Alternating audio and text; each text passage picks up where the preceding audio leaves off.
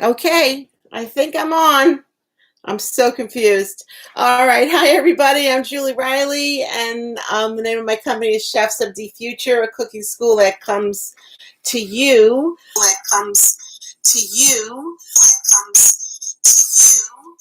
All right, I have two things running again.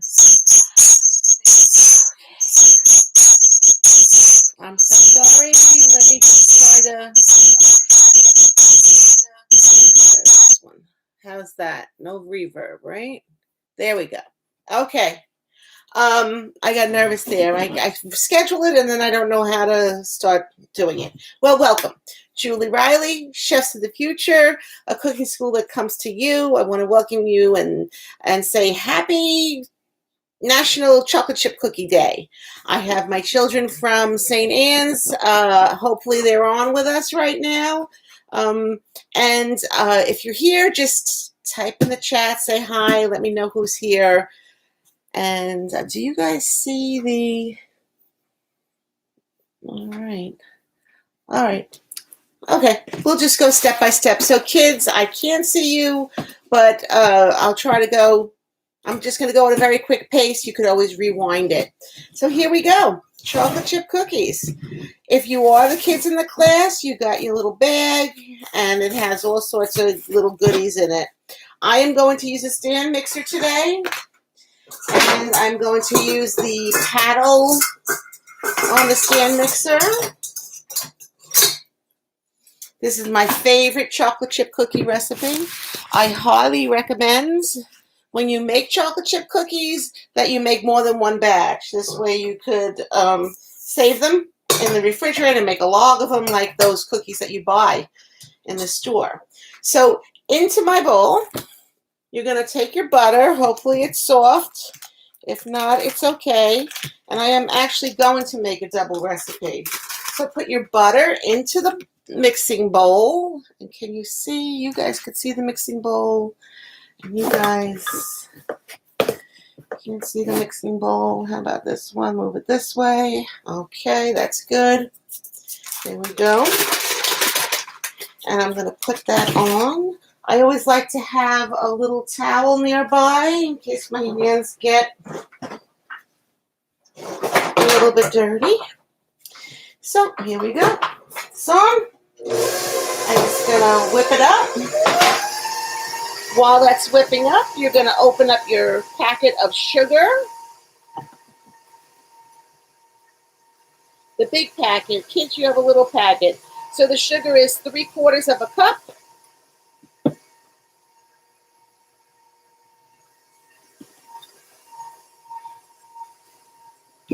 Once that starts going round, that's granulated sugar. There is a lot of sugar in this recipe, I have to say.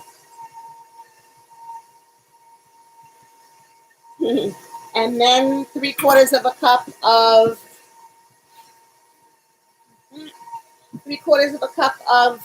brown sugar. I go like that, and you can't see what I'm doing. There we go. My head's going to be chopped off. Okay. And now I'm going to pick up the speed to medium high. Get that nice and light and fluffy. Make sure your oven is on 350 and your racks are evenly spaced in the oven.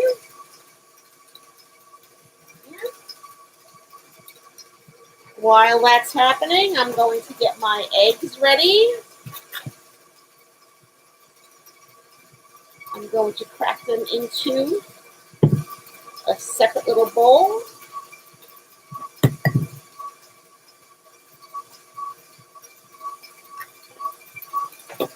And children, we do that because we don't want shells in our recipe.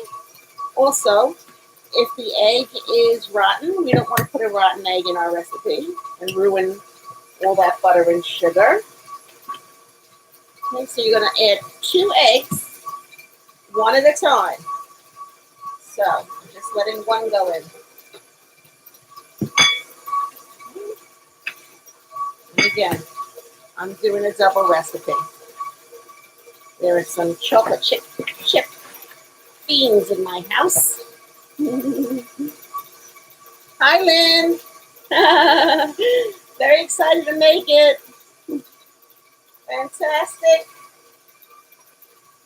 Lynn is my partner in crime sometimes, right? So you know her.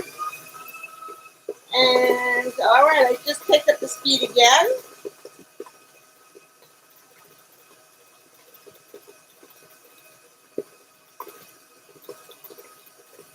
And again, I have to rinse this out.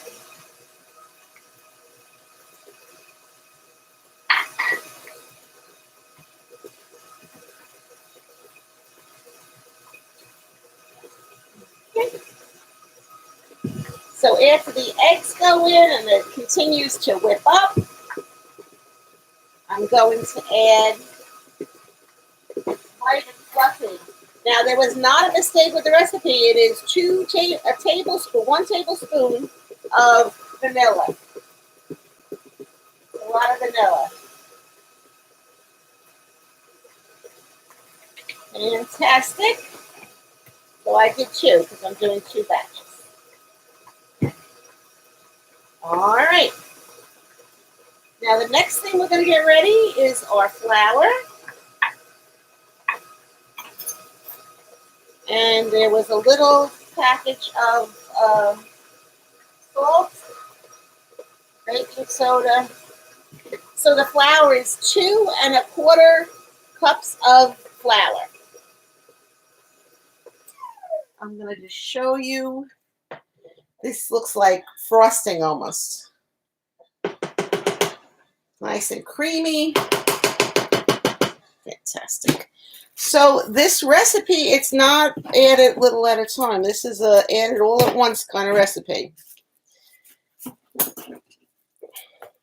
That's if you're using a mixer, and you should use a mixer. That is kind of the secret to these cookies that makes them thick and chewy, that I'm using a stand mixer, or if you use an electric mixer. When I grew up, we were never taught to use beaters when we made our cookies. We did it all by hands. So that was 2 1/4 cups of flour, 1 teaspoon of baking soda, and 1/2 teaspoon of salt.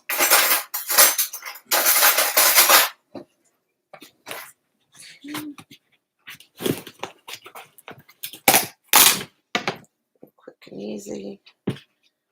Teaspoon and a half. And if you're using, the recipe calls for unsweetened sweet butter, not salted. So if you use salt butter, you could just use a little bit less of it.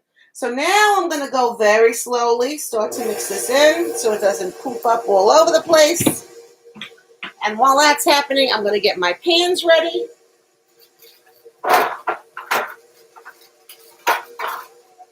I have a piece of parchment on this pan. And I'm going to show you one other thing that I love, love, love to do. All right, now I'm going to pick up the speed a little. Make sure it gets all incorporated. And I'm going to scrape down the sides. Stop, scrape down the sides a little.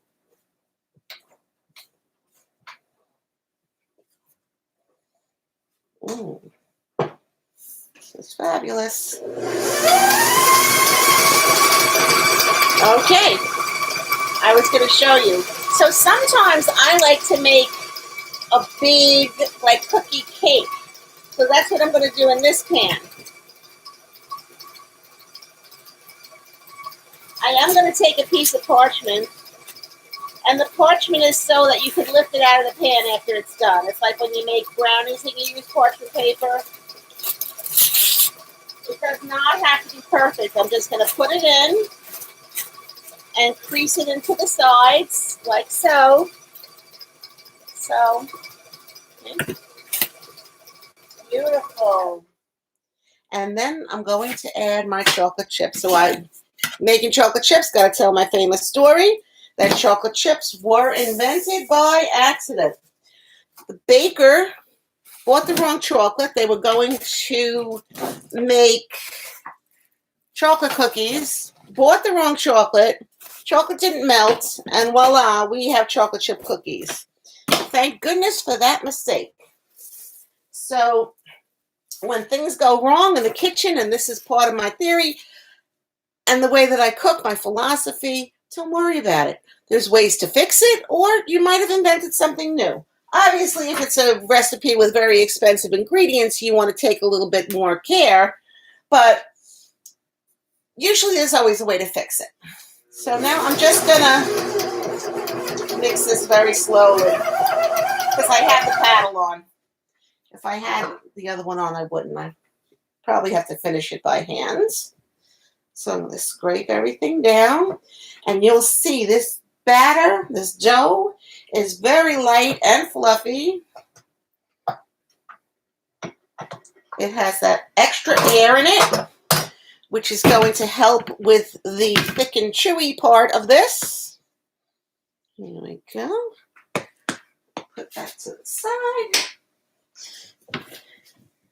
I was so nervous about getting on YouTube because I scheduled this last night. Still learning all this stuff. Oh, perfect. So make sure your chocolate chips are mixed in evenly. And that's all that has to be done with that. So I am going to spray this pan. Not a lot, but I'm just going to give it a quick spray. And I'm going to take about 1 cup. If you're making one batter, I would take a little bit less than half of the batter. And it just sits in the pan like so. And you might want to just give it a little press down, but it doesn't have to be flattened out, and it does not have to reach the edges of the pan. This will, by itself, spread out in the pan. I'm going to do a little bit more. You can do this. I've done this on my round stones. If you do it on a flat pan that does not have a edge on it, make sure you leave 2 or 3 inches, no, 3 to 4 inches around the edge, because you don't want it falling, flattening out and spilling off the pan. All right, so that's going to go in the oven. This is going to take at least a half an hour. I would say 35 minutes to cook. Now, I will take, depending on the size that you like your cookies. Oh, here it is. Here. So I have a tiny little one, which will make little mini cookies. And if you don't have that, you could take 2 spoons. I'm unprepared. Okay. I'll just use this. This and this flat one. All right. So you scoop it out. Oh, let's turn this down a little so you can see what I'm doing. And then I just scrape it into the corner. So this is about a tablespoon worth of dough. Make sure you have 3 inches in between. So I'm going to go 3 across on a standard size half sheet pan. And then I'm going to go 2. So that when they spread out, they don't go into each other. You can use an ice cream scoop. And this, very easy. So the idea too is when you're making cookies, adding everything one at a time. What happens is the butter gets whipped up. When you put the sugar in, the sugar starts to melt, gets incorporated and binds with the butter, and then you add the eggs and the sugar melts a little bit more. Everything gets incorporated so the flavors are melding together before you move on to the next step. And also they're physically binding with each other. physically, chemically. I think physically. I'm not sure if it's a chemical reaction. Chemical would create different compounds. Physically, it just puts them together. All right, now that's that. That's going to go in the oven. Fantastic. And obviously, the cookies only have to cook for about 12 minutes. And the key to thick and chewy cookies is not overcooking them. So we don't want to, oops, this, I don't know how you, I'm on Zoom too, so I'm trying to, none of the kids signed in on Zoom, so I don't even know why I'm adjusting that. But yeah, so that is chocolate chip cookies. And I said,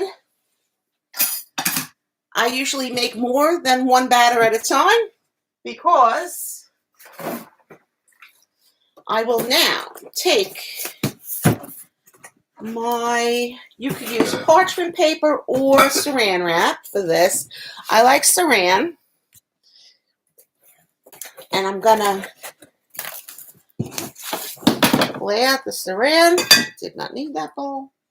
Oh, I know what I want to do for the kids. I want to show them how to make lemonade while we're waiting. That's a little bonus thing that wasn't in the email, but for the kids. So I lay out my saran wrap. Put this out of the way for these viewers. And I take my dough. If you just made one batch, you wouldn't have this much dough left. But I take it, I put it on here, and yes, I do kind of use my hands, fold it over, make it into a nice log, like about the size that you would buy those logs in the supermarket, right? So you make your log, twirl it around, you can finish the shape, and then you put this either in your refrigerator or your freezer, so you always have homemade cookies on demand. So, great, hi Claire, how are you? So yes, so you always, that's why I usually make like 3 batches of chocolate chip cookies at one time, so that I could freeze them, and then my daughter could just take them out, and she could cut them. She could either bake them, or I do allow her to eat the dough. All right, so that is going to go in. I'll put this to the side, and now for my surprise little recipe while we're waiting for those cookies to come out of the oven, and why not? Oh, I'll just show you. This was one that I baked off last night. There you go. Someone did nibble on it before I got a chance. That is totally okay. I'm not perfect. I didn't go and remake it. As long as they're enjoying what I'm making for them, that's all that I care about.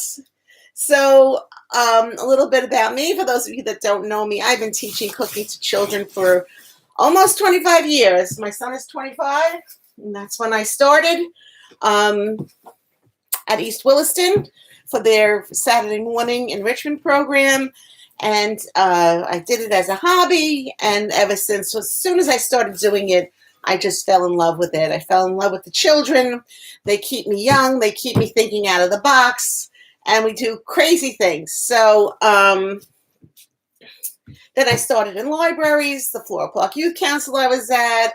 I do birthday parties, and I do Girl Scouts and Boy Scouts, and I'm at the point where my first students now have children and I'm teaching them. So it just keeps going round and round, and I just love when everyone sends me pictures of what they're doing and that they're still involved in cooking.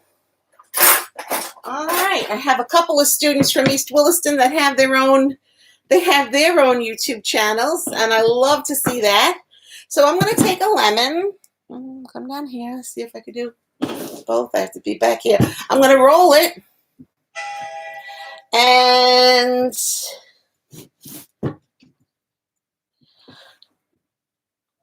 oh, okay. Hi, Lucille. Nice to see. Great that you're here. She just texted me for some reason. She can't go in the chat. I can't figure out this stuff. I don't know how it all works. So I'm going to cut this lemon. Oh, before I do that, I'm going to take about a couple of tablespoons of water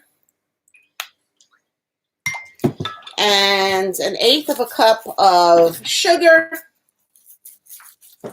So what I'm doing here, this is going to be homemade lemonade. I'm just going to mix it a little bit.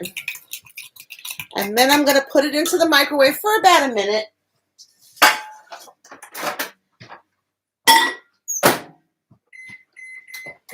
If I were making a whole big batch of it, I would do a lot more. But this is just 1 glass of lemonade. All right. And then I'm going to take out some of these seeds from the lemon.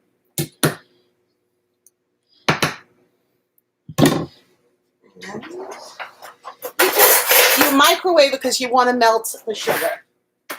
So it doesn't have to stay in there very long. You don't want the grainy sugar to be in your... Keep going around. There you go. So it's kind of melted. A little bit more. I'm kind of rushing it a little. If I add a little more, fantastic. So I'm making about a cup of lemonade. So it's all melted.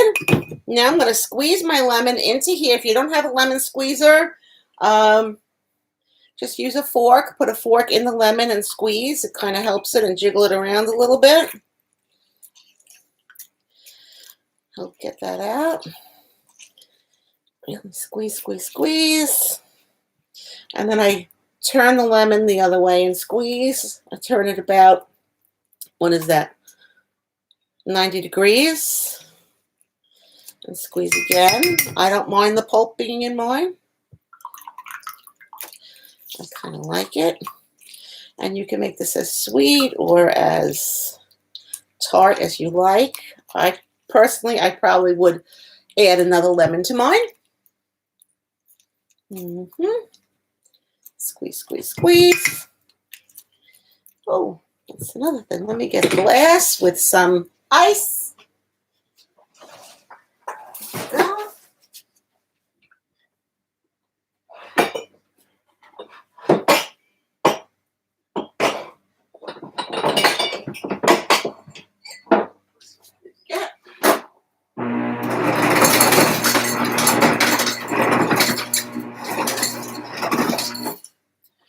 Alrighty. I'm gonna fill up my measuring cup to 1 cup. I'm gonna give it a little bit of a taste. And it's a little sweet. So let's see, I'm gonna pour it in here. I'm gonna try to stop some of those seeds from going in, but when I was young, we used to go to the Italian ice place on Atlantic Avenue in Ozone Park. And they used to make fresh Italian ices, and you would get your Italian ice, and it would have pits in it because they just made it. All right, there is my lemonade. I'm going to take another little sip. Nice. Really nice. I probably would add a little bit more lemon and a little bit more water for myself, but this certainly beats using that powdered stuff that we get in the supermarkets. Cheers to that. My mission statement is to empower children through food preparation, reinforcing math, art, science, and cultural awareness, bringing families to the table, showing them the ease of making a fast, home-cooked meal does not have to be processed, and finally, the power of sitting down to a home-cooked meal reaches far beyond the food that's on the table. Eat together, cook together, make new traditions. It's a lifestyle. It's a great quality of life. My grandmother taught me how to cook. When I was 5, she started to teach me how to cook. And she's in my heart and my soul every single day, even though she's been gone for a couple of decades now. So she taught me recipes. She used to come and watch us when my mother went to work, and meatballs and pizza and homemade pasta, some traditional cakes for Carnival. She used to make this cake called mouliache. And well, of course, all the Easter cakes. I was the one that knew all the recipes for the pizza carne, and ours wasn't bread with meat in it. It was layers of meat and egg and cheese with more of like a pie crust. So after she passed away, my mother came to me and she said, can you teach me my mother's recipe for a gnocchi? And that's what I did. I taught my mother how to make a gnocchi. We got to do that class one day. I am tired of these sweet classes, although I love them. I can't wait to get back into making savory food. It's a little harder on Zoom to do savory with the students, but it certainly is not impossible. I am going to check my cookies now. Let's see what's going on. And they are... let's give you a look. They are nice and puffed up, but they're still very bland. So they do have to cook. And again, my batches that I was supposed to show you, someone ate them last night. Don't overcook your cookies. They should still be kind of pale, maybe a little tan on the edges, but not dark, not brown at all. So I hope you enjoyed it. I'm so happy that you all came. I think it worked with sending out the email to everybody. So I finally got used to that, using my Constant Contact, all this technical stuff, the marketing software and the email software and making the flyers. I'm one person. If anyone is fluent in that stuff, I would love to have you come and join my team so that I could move on and do even bigger and better things, because I always look forward to that. Teaching during the pandemic taught me so much. And I never gave up. That's just it. I just don't give up. I keep going, and we're having lots of fun. So from my kitchen to yours, with love and creativity, happy National Chocolate Chip Cookie Day. All righty. Thanks. Take care. Your stream will stop immediately. Okay. Fantastic.